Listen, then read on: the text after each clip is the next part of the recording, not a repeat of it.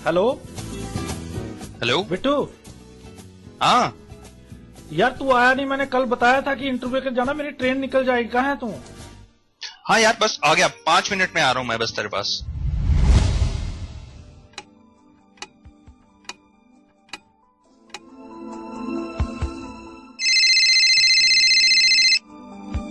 Hello. हाँ यार Bittu 5 minute रह गए, मेरी ट्रेन निकल जाएगी। कहाँ है तू? बस यार बाहर ही हूँ, आ रहा हूँ तू बस वेट कर, आ गया मैं।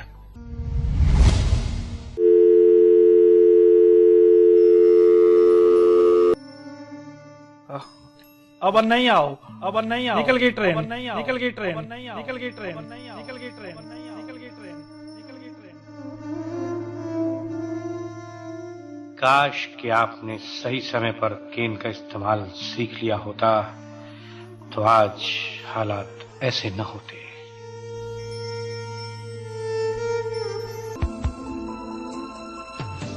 इसीलिए दोस्तों कीजिए केन से दोस्ती, क्योंकि नो केन नो गेम। नारायण सेवा संस्थान द्वारा संपूर्ण विश्व से आए हुए 80 से 100 पीड़ित असहाय निःशक्त बंधु बांधवों के प्रतिदिन निःशुल्क ऑपरेशन किए जाते हैं, जो चारों हाथ पैरों पर चलकर आते हैं। वे शल्य चिकित्सा के बाद दोनों पैरों पर चलने लगते हैं।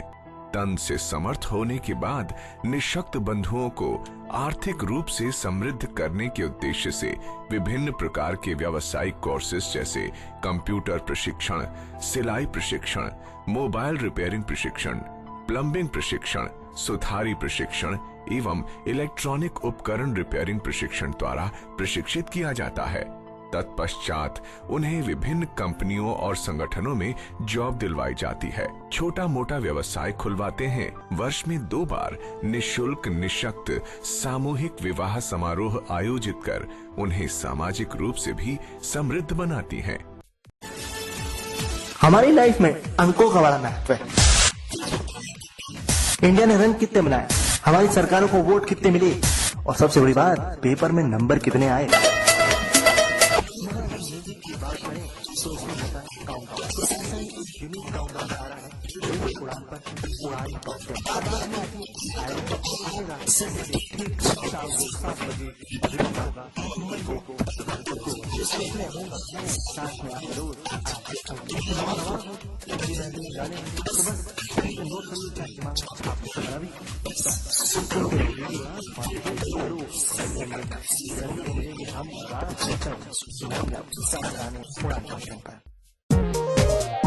आप सुन रहे हैं रेडियो उड़ान, लाइफ ऑफ लाइफ।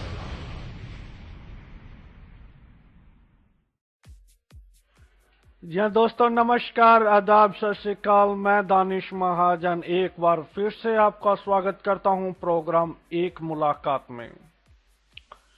प्रोग्राम एक मुलाकात एक ऐसा प्रोग्राम है जिसमें आपको रूबरू कराते हैं हर बार एक नई शख्सियत से जो कारगर साबित हो सकती है। इस इंटरव्यू द्वारा आपकी जिंदगी बदल सकती है और इस इंटरव्यू का मकसद है आपको मोटिवेशन प्रोवाइड करवाना, आपको ये बतलाना कि हम विजुअली इम्पेयर्ड हर फील्ड में एक्सेल कर सकते हैं, हर फील्ड में जा सकते हैं। जो भी हमारे ख्वाब हैं, सपने हैं, हम उन्हें पूरा कर सकते हैं। इस इंटरव्यू में हम आपको हर फील्ड से जुड़े हुए तमाम हस्तियों से मिलाते रहते हैं, या फिर हमारा ऐसा प्रयास रहता है। आज एक बार फिर से हमारे साथ एक ऐसी पर्सनैलिटी है जिसके लिए आपने हर बार हमें मेल की है, फोन किया है कि आप इस शख्स को, अपने इस पर्सनैलिटी को आप अपने प्रोग्राम में लेके आएं और उनसे हमें रूबरू करवाएं।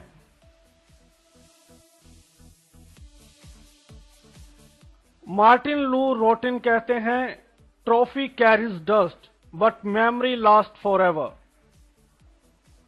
और साथ ही साथ एक कोट बहुत अच्छा मुझे याद आ रहा है कि you cannot run with the money in your pocket, but you must run with the hope in your heart and dreams in your head. तो ये दोनों कोट आज की पर्सनैलिटी पर लागू होते हैं, इन्होंने प्रूव कर दिया है. और ladies and gentleman, please welcome today captain of blind cricket team mister Shekhar Nayak. Shekhar, welcome to the program. Thank you very much sir, बहुत शुक्रिया. शेखर, कैसे हो? आपका बहुत बहुत धन्यवाद, आपने रेडियो उड़ान को समय दिया. कैसे हैं आप? क्या चल रहा है आजकल? छक्के पे छक्के लगा के आपने पहले वर्ल्ड कप जीता, फिर इंग्लैंड को हरा के आप अभी रिसेंटली आए हैं, तो कैसा फील कर रहे हैं आप? मैं तो बहुत अच्छा फील करता हूँ, क्योंकि जैसे हमारा जो ब्लाइंड का जो सोसाइटी है उसको हम सबसे ऊपर लेके आना चाहते हैं, क्योंकि इंडिया में तो cricket is a passion in India. तो जो बस हमारा क्रिकेट, जो ब्लाइंड क्रिकेट के लिए इतना सपोर्ट नहीं मिल रहा है. और लास्ट मंथ हमने जो इंग्लैंड में 3 T20 और 3 वनडे का जो सीरीज खेल के आए, बहुत खुशी हुई. और इतना ज्यादा सपोर्ट नहीं मिला, और कुछ लोग खुद जो पॉकेट से पैसा डाल के गए थे, तो इसलिए थोड़ा बहुत गवर्नमेंट से भी और बीसीसीआई से भी हम लोग सपोर्ट चाहते हैं. वर्ल्ड कप का एक्सपीरियंस ज्यादा बढ़िया रहा शेखर, या फिर आपका एक्सपीरियंस इंग्लैंड में रिसेंटली? इंग्लैंड का तो बहुत बढ़िया था. तो उससे पहले जो केप टाउन साउथ अफ्रीका में हमने जो 4th वनडे वर्ल्ड कप खेला साउथ अफ्रीका केप टाउन में, तो बहुत बढ़िया था. और इसमें 7 टीमें पार्टिसिपेट किया था. इसमें से जो फाइनल में इंडिया वर्सेस पाकिस्तान था, बहुत बड़ा मैच था वो. सही में जो पूरा जिंदगी का मोमेंट जब हम उसको एंजॉय किया. इंडिया वर्सेस पाकिस्तान एक्चुअली जो नॉर्मल क्रिकेट टीवी में देखने के लिए सब हाथ पैर कांपते हैं, तो भी जो हमने पाकिस्तान के साथ खेला और 389 रन चेज करके जो हम भारत देश का नाम रोशन किया. उसके बाद हमको जो मोदी साहब ने मीट किया, और मोदी साहब ने जो हमारा पूरे जो ब्लाइंड क्रिकेटर्स का सिग्नेचर जो हमारा क्रिकेट के बॉल के ऊपर लेके उसको राष्ट्रपति भवन में रखा हुआ है. तो बहुत खुशी होता है. और जैसे इतना ज्यादा सपोर्ट नहीं मिल रहा है, तो भी जो हम लोग विजुअली इम्पेयर्ड होके भी तो हमारा देश का नाम रोशन करने के लिए बहुत खुशी लगता है. जी बिल्कुल. और मुझे लगता है शेखर कि आपके घर वालों ने आपका नाम बड़ा सोच समझ के रखा है, शेखर नायक, और आप आज इंडिया क्रिकेट टीम के नायक हैं, पूरे देश के नायक हैं, और आपने पूरे देश का नाम रोशन किया है. तो आपने बताया पाकिस्तान के साथ जो आपका इलेक्ट्रीफाइंग मैच था, हाई वोल्टेज मैच, तो आपने एंजॉय किया. तो ये टेंशन, मतलब इंडिया जो ब्लाइंड इंडियन क्रिकेट टीम है उसमें भी ये टेंशन उसी तरह थी जैसे हम बाकी एक जो इंडिया की क्रिकेट टीम में देखने को मिलता है और लोगों में मिलता है, उसी तरह की टेंशन थी आप में भी? तो में बहुत अच्छा एक मैच था, बहुत अच्छा मोहल्ला भी था उधर. और जैसे बहुत टेंशन में थे, क्योंकि जो हमने जो लीग मैचेस होते हैं ना उसमें हार गए थे, तो भी हमारा जो दिल कम नहीं हुआ था. हमको जो पता था और जो हमारा कॉन्फिडेंस था वो बिल्कुल बढ़िया था. और हमने किसी हाल में भी हम वर्ल्ड कप जीतना है, क्योंकि अभी वर्ल्ड कप जीतने का बहुत जरूरी था. क्योंकि जैसे पाकिस्तान में हो या इंग्लैंड में हो, श्रीलंका में, ऑस्ट्रेलिया में, जैसे उनका नॉर्मल क्रिकेट बोर्ड जो ब्लाइंड क्रिकेट को एफिलिएशन देके उनको कुछ गवर्नमेंट जॉब और जो मैच फी सब मिलता है. तो हमारा बीसीसीआई ने जो हमारा ब्लाइंड क्रिकेटर्स के लिए कुछ नहीं सपोर्ट किया, अब तक शायद आगे सपोर्ट करेंगे लगता है. और हमारा जो क्रिकेट एसोसिएशन का जो ब्लाइंड इन इंडिया जो बीसीसीआई को बहुत अप्रोच कर रहा है, और बिल्कुल होगा.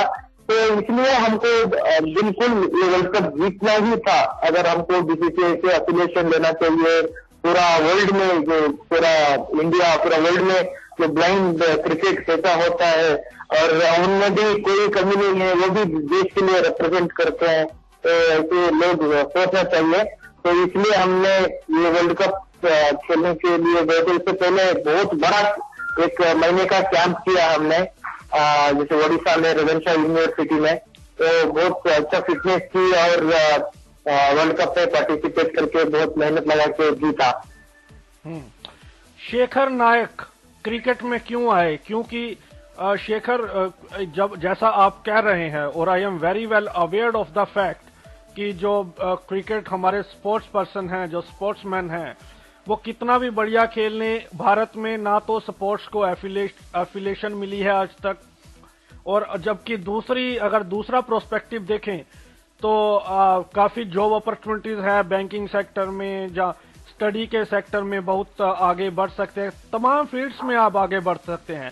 लेकिन शेखर नायक ने क्रिकेट ही क्यों चूज किया जबकि इसमें अपॉर्चुनिटीज बहुत कम थी?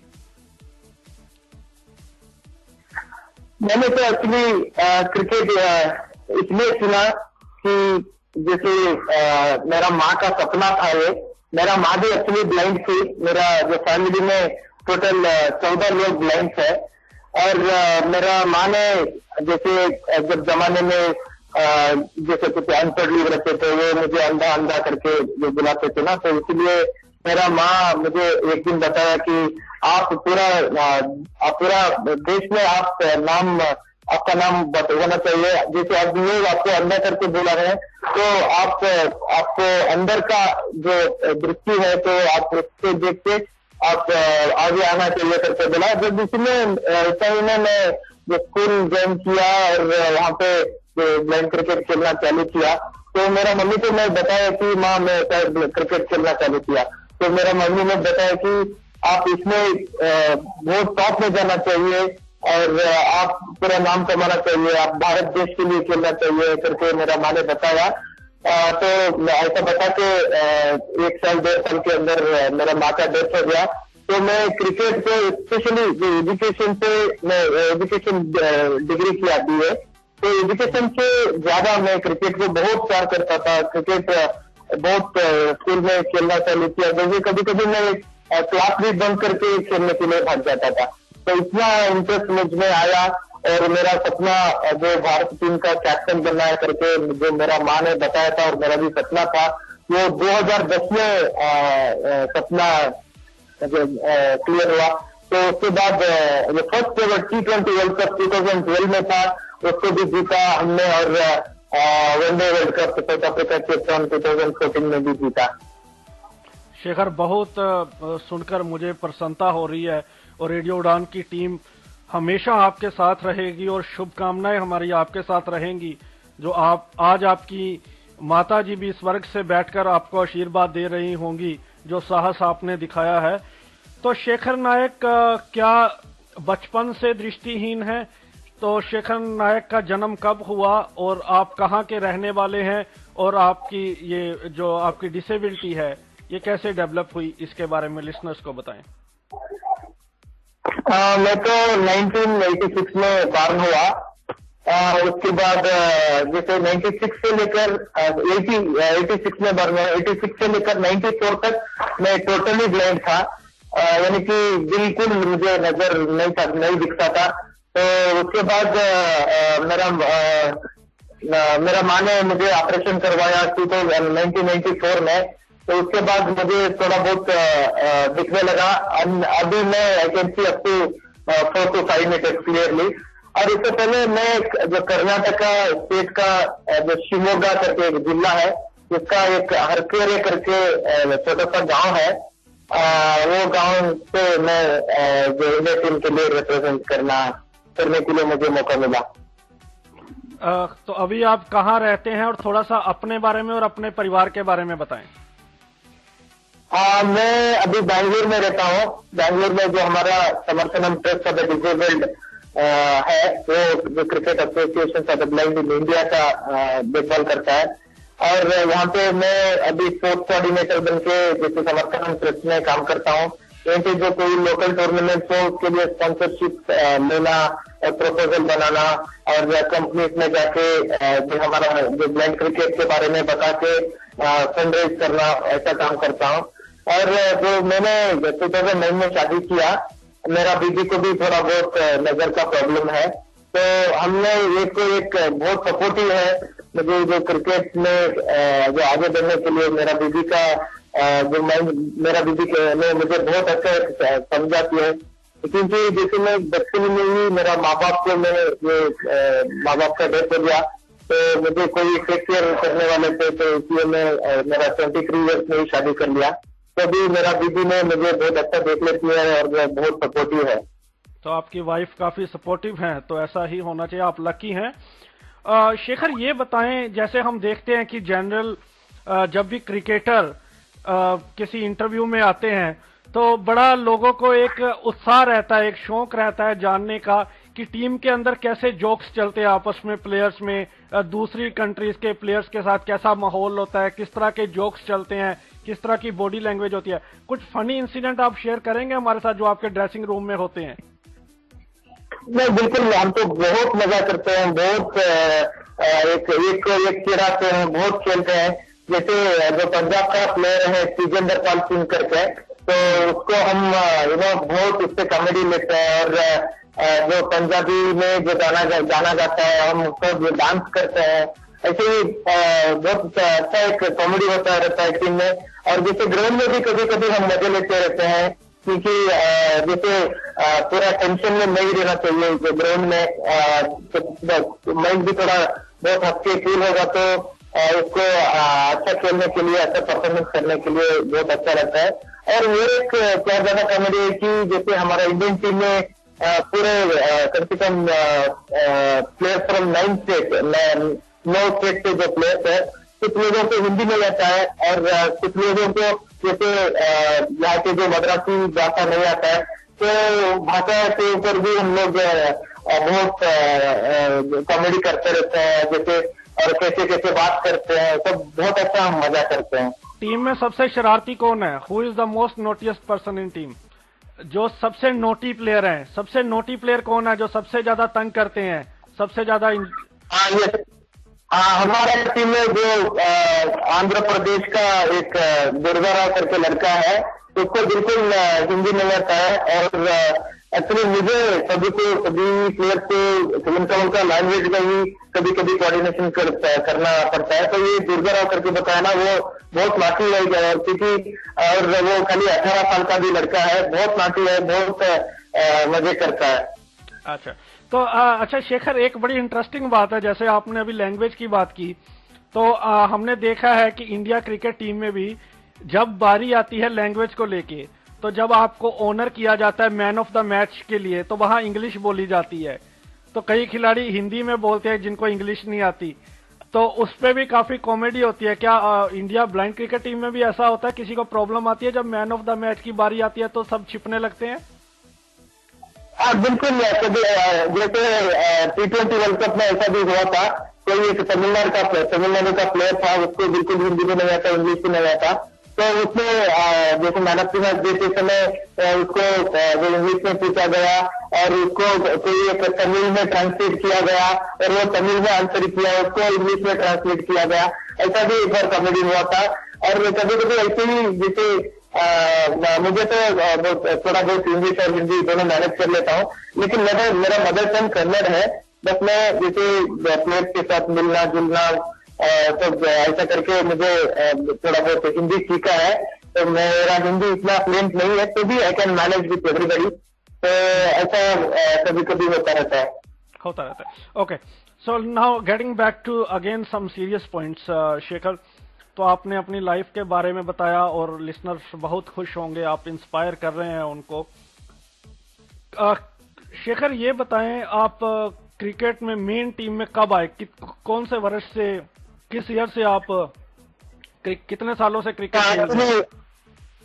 हाँ, एक्चुअली मैं क्रिकेट खेलना मेरा स्कूल टीम में 1997 में चालू किया, तो उसके बाद 2000 में मैं स्टेट के जो कर्नाटका टीम जो साउथ टीम के लिए रिप्रेजेंट किया, वहां पे मेरा बहुत अच्छा बढ़िया परफॉर्मेंस रहा। इसलिए मैं 2002 में जो सेकेंड वर्ल्ड कप चेन्नई में था, उसके लिए मैं पहली बार मेरा डेब्यू मैच वर्ल्ड कप में हुआ।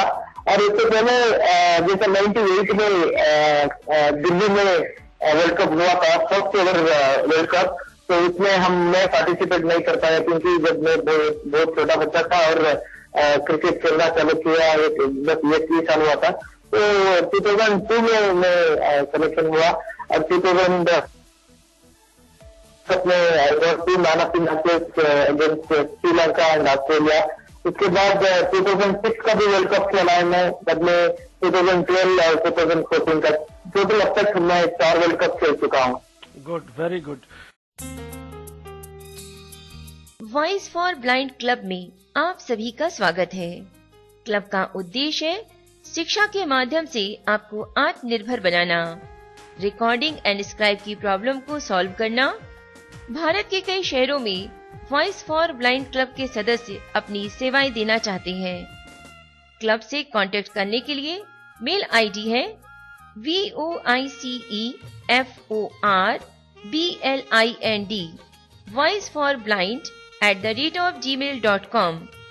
Mobile number 9410480858। मैं अनीता शर्मा एंड मेरे club member recording and scribe की आवश्यकता को पूरा करने का हर संभव प्रयास करेंगे। अधिक जानकारी के लिए आप हमें मेल कर सकते हैं। Thank you so much.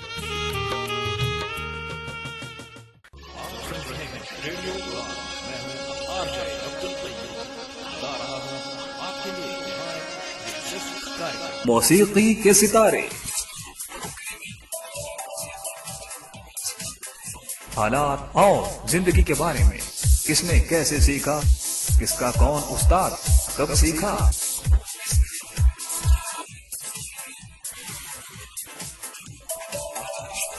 Chupke Chupke रात दिन आंसू बहाना याद है।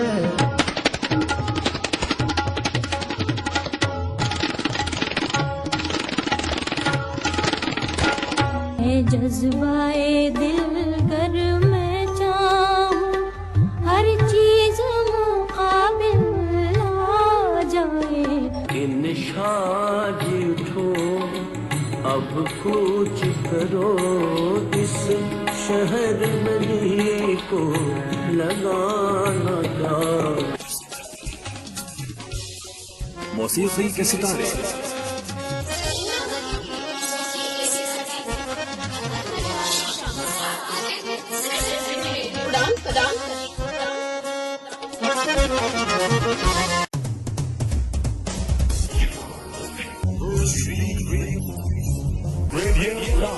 A flight of life.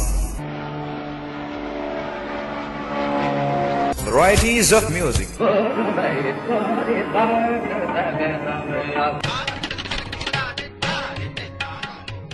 थोड़ी सी शराब,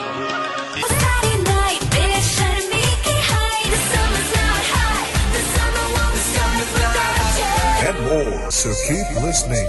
Radio Udan.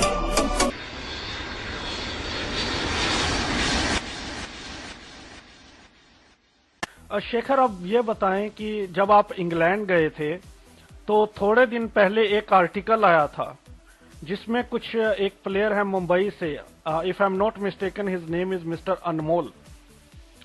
He claims that जो इंडियन क्रिकेट टीम है, जो इंडियन ब्लाइंड क्रिकेट टीम है, उसमें आजकल पार्शियलिटी चल रही है, उनको मौका नहीं दिया जा रहा और कई लोगों को दिखता भी है, उनको भी ब्लाइंड की कैटेगरी में डाला है। उस पर कुछ कहेंगे आप? नहीं, हमारा जो ब्लाइंड क्रिकेट में एक्चुअली 3 कैटेगरीज होते हैं। जैसे अभी हमने जो शुरू से खेल रहे हैं 3 कैटेगरीज होते हैं कि D1, D2 और D3।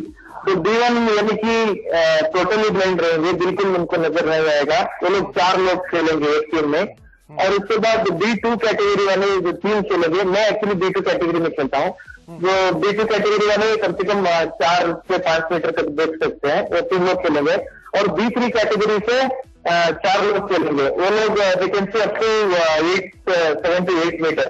तो ऐसा एक जो हमारा टीम कोऑर्डिनेशन रहता है। आई थिंक जैसे पूरा जो इंटरनेशनल खेलने वाली जो ब्लाइंड क्रिकेट टीमें हैं, तो सभी में सेम रूल्स रहेगा। और जो इससे पहले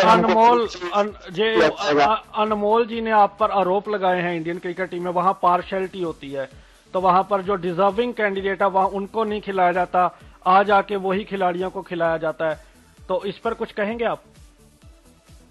एक्चुअली पार्शियलिटी तो थोड़ा बहुत सभी में होता ही है, और हमारे टीम में इतना ज्यादा मेरे नजर में नहीं आया, क्योंकि मैं जो डिसाइड करता हूँ, मैं और मैनेजर और कोच हम लोग जो टीम डिसाइड करेंगे और कल कौन से खेलना है नहीं खेलना है और इसका परफॉर्मेंस कैसा है हम डायरेक्टली बात कर लेंगे। और इतना जैसे अभी नॉर्मल क्रिकेट में थोड़ा बहुत फैसिलिटी चल रहा है, आपको पता है, जैसे अभी बांग्लादेश में जो क्रिकेट चल रहा है तो उसमें थोड़ा बहुत फैसिलिटी हो रहा है करके मैं जी। आप कह रहे थे कि भारत की टीम जो बांग्लादेश गई है उसमें भी पार्शियलिटी चल रही है, थोड़ी बहुत तो पार्शियलिटी होती है। नहीं, जो पार्शियलिटी तो कॉमन है, क्योंकि कुछ जैसे मैनेजमेंट को हो या कैप्टन या कोई प्लेयर को हो, जैसे उनका फेवरेट प्लेयर को थोड़ा मौका देना चाहते हैं, तो मैंने बस सुना, I am not sure news paper में अखबार में ओके दैट्स फाइन बट क्या भारत की जो ब्लाइंड क्रिकेट टीम है उसमें भी पार्शियलिटी चलेगी? नहीं, हमारे टीम में तो पार्शियलिटी नहीं चलता है, क्योंकि जो सब जो टीम में जो चेंजेस होता है ये सब होता है तो मेरा नजर में आता है। लेकिन वो आर्टिकल आया जो अनमोल जी का आर्टिकल आया और आपने कहा कि थोड़ा सा तो होता है कभी कभी, आप ये मानते हैं? हाँ, कभी कभी थोड़ा सा बहुत पार्शियलिटी चलता है, क्योंकि जैसे हमारा जो फेवरेट प्लेयर को जैसे थोड़ा बहुत बॉलिंग का चांस देना और उनको जो प्लेइंग इलेवन में खिलाना, ऐसा इतना ज्यादा नहीं चलता है। और क्योंकि जैसे सबको मौका देना चाहिए, सब जो अपना स्टेट के रिप्रेजेंटेटिव रहते हैं, तो पार्शियलिटी नहीं चलता है। कभी कभी जैसे मैनेजमेंट से हो या जैसे टीम जैसे मैनेजर से ऐसा थोड़ा बहुत हो जाता है। लेकिन शेखर, हम कामना करते हैं कि आगे से ऐसा नहीं होगा और शेखर नायक इन बातों का ध्यान रखेंगे, क्योंकि किसी भी हमारे दृष्टिहीन, पूरा ही हमारा परिवार है दृष्टिहीन साथी, तो किसी के साथ ऐसा नहीं होना चाहिए। टैलेंट के बेस पे चुनाव होना चाहिए, ऐसा होगा, हम ये कामना करते हैं शेखर नायक से। शेखर, क्या क्राइटेरिया रहता है टीम में आने के लिए? जैसे किसी ब्लाइंड क्रिकेटर को टीम में आना है तो क्या क्राइटेरिया रहता है, कैसे वो इंडिया टीम में जगह बनाए? क्राइटेरिया तो बहुत ये है, क्योंकि जैसे उनका परफॉर्मेंस के ऊपर तो लोग जो इंडिया टीम के लिए रिप्रेजेंट करने के लिए सिलेक्शन होगा।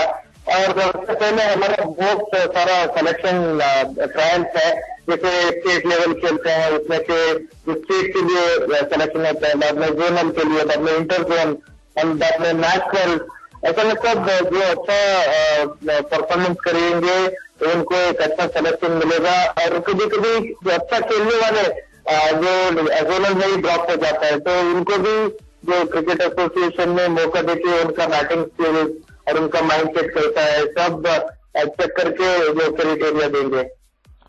क्या भारत में कोई एकेडमी है जहां पर जाके दृष्टिहीन दोस्त जो हैं, ब्लाइंड पीपल हैं, वो ट्रेनिंग ले सके और अपनी स्किल को इम्प्रूव कर सकें? जो पूरा इंडिया में ऐसा कोई एक जगह नहीं है कि जो क्रिकेटर, जो ब्लाइंड क्रिकेटर जाके ट्रेनिंग ले या प्रैक्टिस करो, क्योंकि वहाँ पे जो अभी 2010 में चालू हुआ है, तो पूरा इंडिया में जो कैदी में टेक केयर कर रहा है क्रिकेट का। और हमारा बस स्टेट का टीम्स है, एफिलिएटेड टीम्स है, बस उसमें से ये अकेडमिक होना चाहिए। जैसे अकेडमिक होने से जो ब्लाइंड क्रिकेटर जाके वहाँ पे मेंबर होके प्रैक्टिस कर सकता है, तो ऐसा होना चाहिए। तो डेफिनेटली ये सब आएगा। ऑलरेडी इंग्लैंड में और पाकिस्तान में सब जो अकेडमिक बनाए हैं, तो हमारा इंडिया में भी अकेडमी होना चाहिए। और जो अगर बिल्कुल बीसीसीआई हमको सपोर्ट करेगा तो बिल्कुल जो अकेडमी पूरा इंडिया में होंगे और उसके बाद अच्छे क्रिकेटर जो कंट्री रिप्रेजेंट करने के लिए आएंगे। तो ये बताएं शेखर कि इससे पहले जब आपने इस बार वर्ल्ड कप जीता, इससे पहले कभी किसी गवर्नमेंट ने कोई प्राइज नहीं दिया। इस बार आपको जो हमारे प्रधानमंत्री है श्री नरेंद्र मोदी जी, उन्होंने आपको इनाम दिया। तो वर्ल्ड कप में जाने से पहले क्या ऐसा एक्सपेक्टेड था, और क्यों, क्या आप इस गवर्नमेंट से खुश हैं या अभी भी आपको निराशा है इस सरकार से? जैसे जो वर्ल्ड कप जाने से पहले एक्चुअली हमारा खुद का जो ट्रेन फेयर के लिए हो या ट्रेन में खाना खाना, तो वो सब को खाते से ही वर्ल्ड कप जाने से पहले कर रहे जो कुछ भी नहीं मिल रहा है तो पड़ता है। जब हमको उनकी 7,000 8,000 सैलरी है, उसी में जैसे पूरा चार्ज के लिए और सब चले जाएगा तो पूरा महीने का सैलरी चले जाएगा करके भी थोड़ा बहुत साहस था। तो लेकिन वर्ल्ड कप जीतने के बाद जैसे स्पोर्ट्स मिनिस्ट्री से सबको 5-5 लाख दिए और सोशल जस्टिस 2 लाख दिया सभी प्लेयर को। तो जब बहुत बहुत खुशी लगा, और शायद मेरा ख्याल से कभी भी ब्लाइंड क्रिकेट हिस्ट्री में इतना सभी प्लेयर को मिला हुआ नहीं मिला था। तो बहुत धन्यवाद गवर्नमेंट सरकार, जो इंडिया सरकार के लिए जो सपोर्ट करते रहे।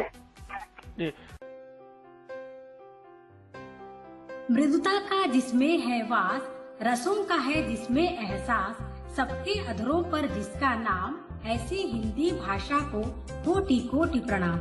अरे वाह अनीता, ये तो बहुत अच्छी कविता है आपकी। आप कहीं रेडियो और टीवी पर क्यों नहीं जाती?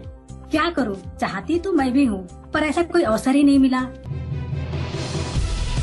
अब अवसर तलाशने की आवश्यकता नहीं है अनीता जी, क्योंकि मैं यानी ज्योति मलिक लेकर आ रही हूँ ऐसा ही एक शो, जिसमें मैं लेकर आऊंगी आपके अंदर छिपे हुनर को सबके सामने।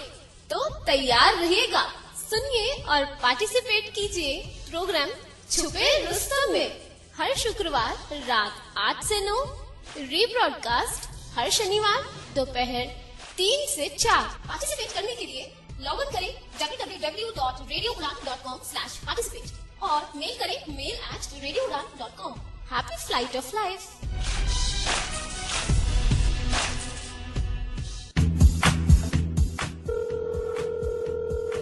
Hello. Hey, what about your exam? Oh, what can I say? I'm flunked once again. This reasoning section is hurting a lot. I don't know what to do. I have a good news for you. Hold on and listen to this clip.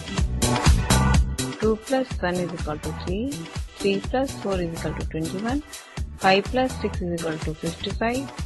Then 4 plus 8 is equal to what? What comes once in a year, twice in a week? जी हाँ friends, तो radio उड़ान लाया है आप सबके लिए एक बहुत ही मजेदार शो जिसका नाम है मिसेस कंफ्यूजन, जो कि आपकी कंफ्यूजन क्रिएट भी करेंगी और उसे सॉल्व भी करेंगी। तो सुनना ना भूलिए Mrs confusion, a show on reasoning, हर शनिवार रात 9 से 10 सिर्फ रेडियो उड़ान पर। Happy listening.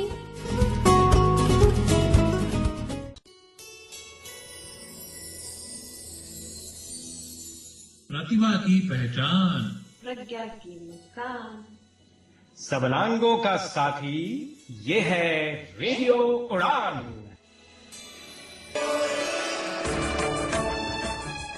रेडियो उड़ान के प्रोग्राम्स की जानकारी के लिए, शोज में पार्टिसिपेट करने के लिए, किसी भी शो को फीडबैक देने के लिए, आर्काइव रिक्वेस्ट करने के लिए, आरजे बनने के लिए और अपने फेवरेट आरजेस की प्रोफाइल्स पढ़ने के लिए लॉग ऑन करें www.radioudan.com। स्काइप आईडी रेडियो उड़ान, ईमेल mail@radioudan.com। रेडियो उड़ान, अ फ्लाइट ऑफ लाइफ।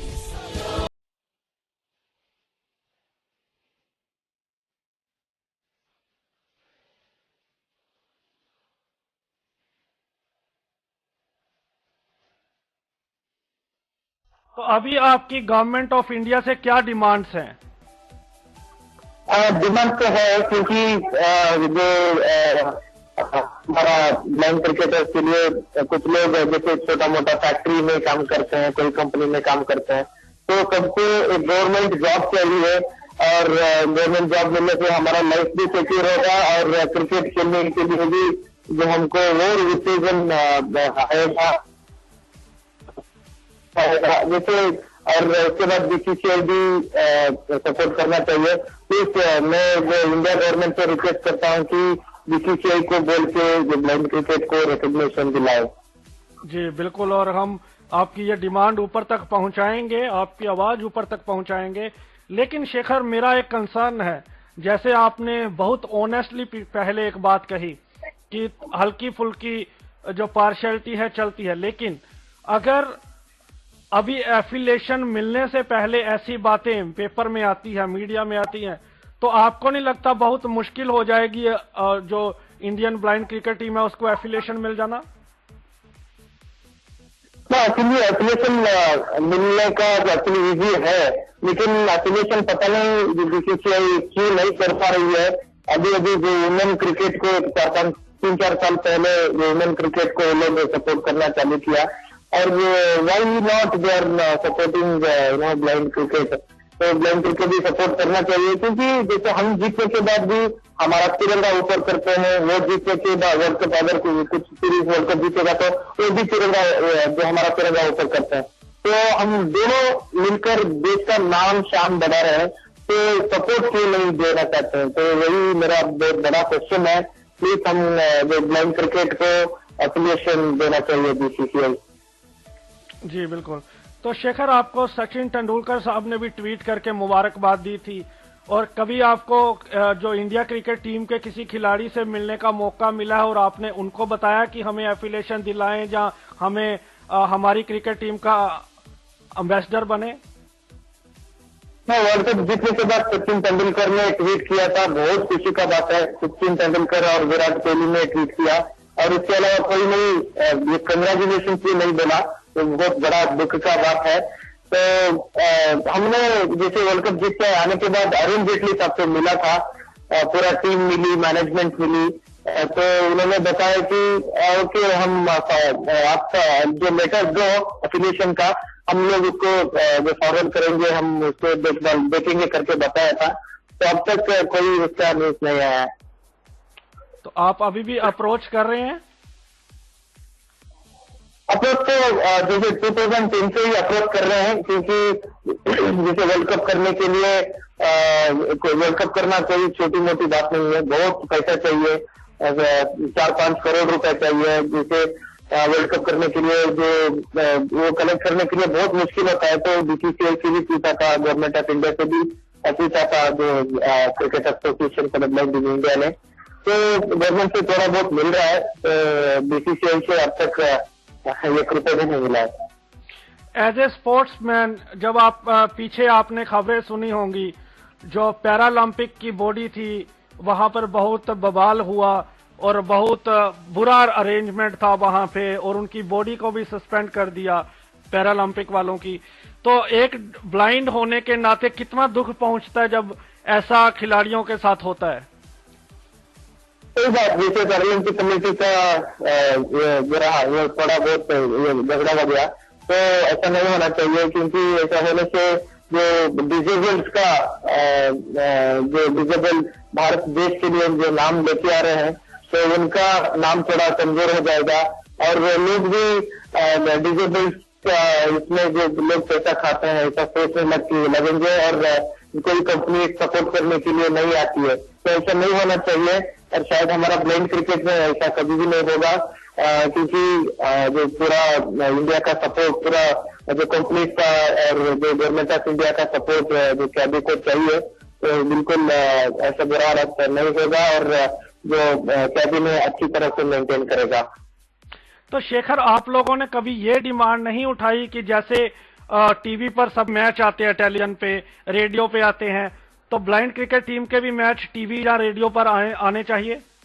बिल्कुल आना चाहिए। जैसे T20 वर्ल्ड कप में हमारा जो फाइनल मैच डीडी स्पोर्ट्स में लाइव किया गया था, और उसके बाद जो साउथ अफ्रीका में कोई कैमरा वाला ही नहीं दिखा हमको। तो वर्ल्ड कप जो कोई matches blind cricket matches live होने से लोगों को भी पता चलता है, जब लोग भी अरे यार ब्लाइंड क्रिकेट खेलता है, चलो उनको सपोर्ट करेंगे करके बहुत सारे लोग आने का मौका भी रहता है। तो जैसे टीवी में आना चाहिए और रेडियो में अनाउंसमेंट होते रहना चाहिए। जैसे अभी बस आईपीएल आ गया तो आप कहीं पर देखो, तिरुपति से कहीं पर देखो, सब जगह पे आईपीएल का बोर्ड, वहाँ पे कोई भी हाथ बांध के खड़ा हुआ है, इसमें बैट उठा रहा है, तो ऐसा सब होता है।